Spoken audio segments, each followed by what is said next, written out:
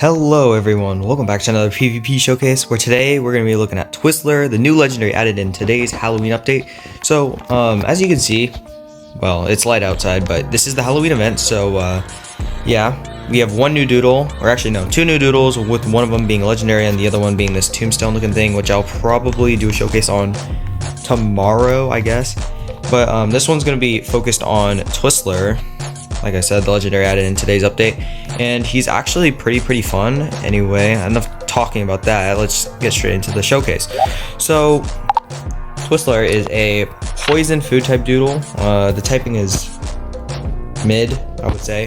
He actually has really good stats though to compensate for that though, and then a pretty decent signature move and also signature trait, obviously. So he has a decent amount of HP. I think it's like 90 or something like that, and then it has a base 135 magical attack stat, but then you also kind of use your attack stat like in a way, but like I don't know, you'll see in a little bit what I mean by that.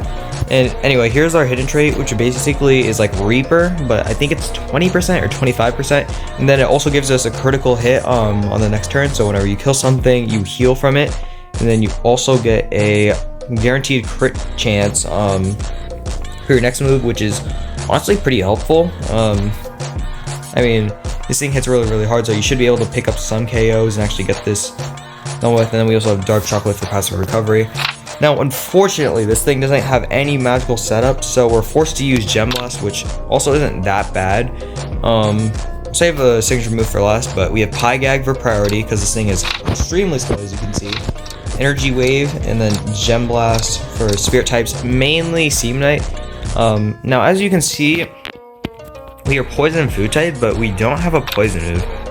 Now the reason why you might be wondering about that, why we don't have that, is because Bite and Blight, his signature move, basically makes it so it has two type moves combined into one, so it attacks twice, but your first attack is a physical attacking food move, right? And then the second hit, which is also 70 base power magical food or poison type move.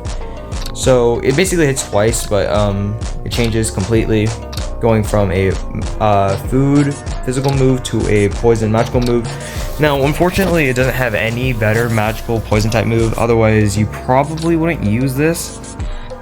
I mean, just because its attack stat is just a base 95, but to get the most out of attacking with both of our attack stats, we were investing in like basically everything. Now this thing doesn't really matter about its speed, because as you can see, every single one of its equipment lowers its speed, but like I said, it doesn't really matter about that because it has a base 40 speed, so you're not outspeeding anything anyways, and you honestly just want a whole bunch of stuff. It makes it a lot bulkier and hit a ton, or hit a lot harder actually.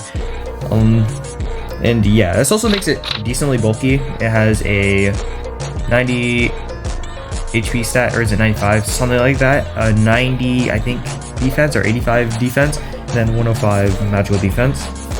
Then we just have dark chocolate for passive recovery, and that's basically it. Let's hop into the first battle.